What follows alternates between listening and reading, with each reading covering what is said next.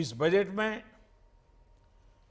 Middle class से लेकर के श्रमिकों तक, किसान उन्नति से लेकर कारोबारियों की प्रगति तक, इनकम टैक्स रिलीफ से लेकर इंफ्रास्ट्रक्चर तक, मैन्युफैक्चरिंग से लेकर एमएसएमई सेक्टर तक, हाउसिंग से लेकर हेल्थ केयर तक, इकोनॉमी को नई गति से लेकर न्यू इंडिया के निर्माण तक सबका ध्यान इस बजट में रखा गया है। साथियों, हमारी सरकार की योजनाओं ने देश के हर व्यक्ति के जीवन पर सकारात्मक प्रभाव डाला है। आयुष्मान भारत योजना का लाभ 50 करोड़ गरीबों को मिलना सुनिश्चित हुआ है। प्रधानमंत्री जीवन ज्योति योजना और सुरक्षा बीमा योजना का लाभ 21 करोड़ गरीबों को मिल रहा है। स्वच्छ भारत मिशन का लाभ 9 करोड़ से ज्यादा परिवारों को हुआ है। उज्ज्वला योजना के तहत 6 करोड़ से ज्यादा परिवारों को मुफ्त गैस कनेक्शन मिला है। प्रधानमंत्री आवास योजना की वजह से 1.5 करोड़ परिवारों को उनके अपने पक्के घर मिले हैं। अब इस बजट में 12 करोड़ से ज्यादा किसानों को,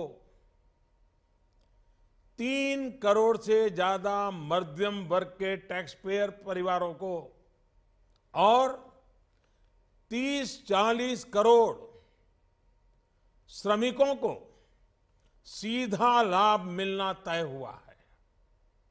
साथियों, सरकार के प्रयासों से आज देश में गरीबी रिकॉर्ड गति से कम हो रही है। लाखों करोड़ों लोग गरीबी को परास्त करके नियो मिडिल क्लास में प्रवेश कर रहे हैं। देश का ये बहुत बड़ा वर्ग आज अपने सपने साकार करने में और साथ साथ देश के विकास को गति देने में जुटा हुआ है। ऐसे समय में इस बढ़ते मिडिल क्लास की आशा आकांक्षाओं को, कुछ कर दिखाने के जज्बे को हौसला मिले, उसको सपोर्ट मिले, इसके लिए सरकार ने अपनी प्रतिबद्धता दिखाई है। मैं देश के middle class, salaried middle class को इनकम टैक्स दरों में मिली छूट के लिए बहुत बहुत बधाई देता हूं।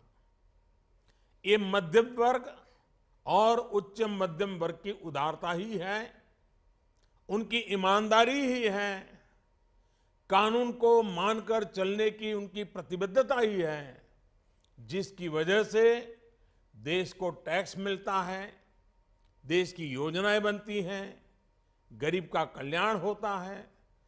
बरसों से ये मांग रही है कि 5 लाख रुपए तक की आय को इनकम टैक्स से मुक्त घोषित किया जाए।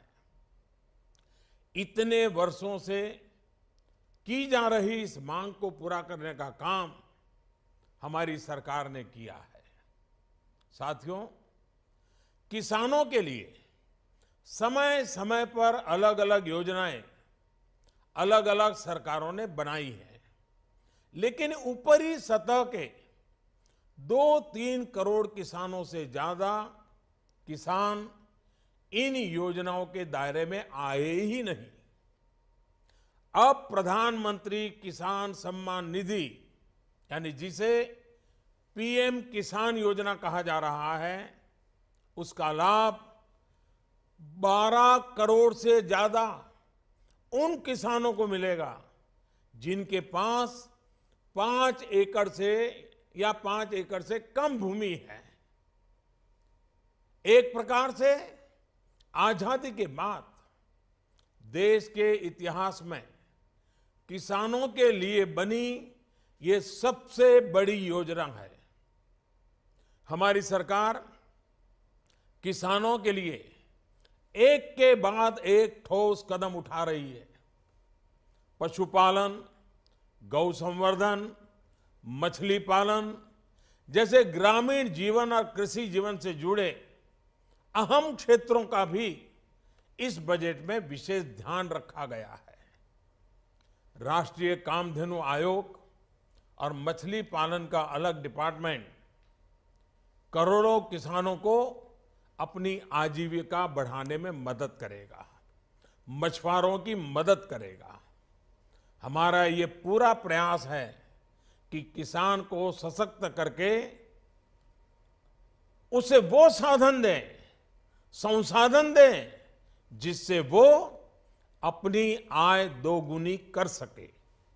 आज के निर्णयों से इस मिशन को और तेजी मिलेगी। साथियों, आज भारत में अनेक क्षेत्रों में विकास हो रहा है। नए नए प्रकार के क्षेत्रों में, नए नए विस्तारों में, नए नए प्रकार की योजनाओं में प्रगति हो रही है और इन क्षेत्रों में काम करने वाले लोगों की संख्या भी निरंतर बढ़ती जा रही है।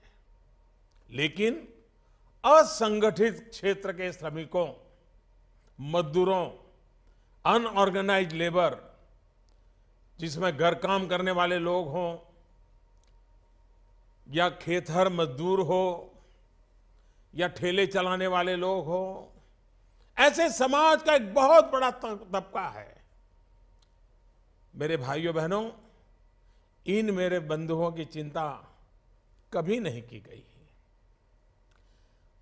उन्हें उनके नसीब पर छोड़ दिया गया। हमारे देश में इनकी संख्या, अनऑर्गेनाइज्ड लेबर की संख्या करीब करीब 40-42 करोड़ है।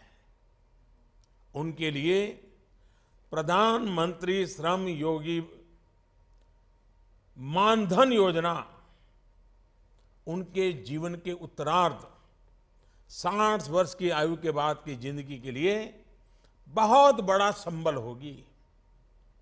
उन्हें आयुष्मान भारत योजना, प्रधानमंत्री जीवन ज्योति योजना, प्रधानमंत्री सुरक्षा बीमा योजना, प्रधानमंत्री आवास योजना जैसी अनेक योजनाओं का लाभ तो मिलेगा ही, बुढ़ापे में रोजमर्रा की जिंदगी गुजारने के लिए पेंशन भी मिला करेगा। भाइयों और बहनों, हमारी सरकार देश के हर उस नागरिक को विकास की मुख्य धारा से जोड़ने का प्रयास कर रही है जो अब भी कुछ कारणों से विकास का पूरा लाभ नहीं ले पाए हैं। समाज की आखिरी पंक्ति में खड़े व्यक्ति तक पहुंचने के इस प्रयास में सरकार ने गुमंतु समुदायों जैसे मदारी हैं, सपेरा हैं, बंजारा है, गाड़िया लुहार है आदि के लिए एक वेलफेयर बोर्ड बनाने का भी फैसला किया है। मुझे उम्मीद है कि सही पहचान होने के बाद सरकार के विकास कार्यों का लाभ इन समुदायों को और तेजी से मिलेगा।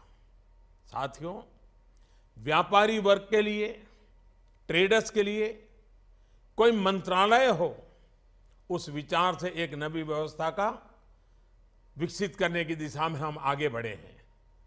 देश के व्यापारी वर्ग, ट्रेडर्स और अनेक कर्मचारियों की आवश्यकताओं को समझते हुए उनकी जरूरतों को पूरा करने के लिए डीआईपीपी को रिस्ट्रक्चर करके उसे विशेष जिम्मेदारी दी गई है।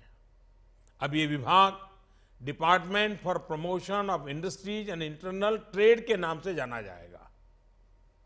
मुझे प्रसन्नता है कि अगले दशक के अंत तक की आवश्यकताओं को और लक्ष्यों को ध्यान में रखते हुए भी इस बजट में योजनाओं को समाहित किया गया है।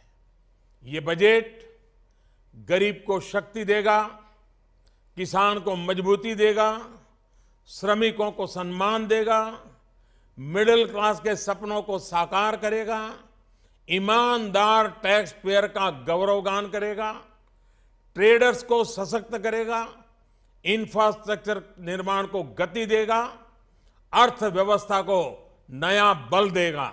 Subscribe to Sanjay Youth YouTube channel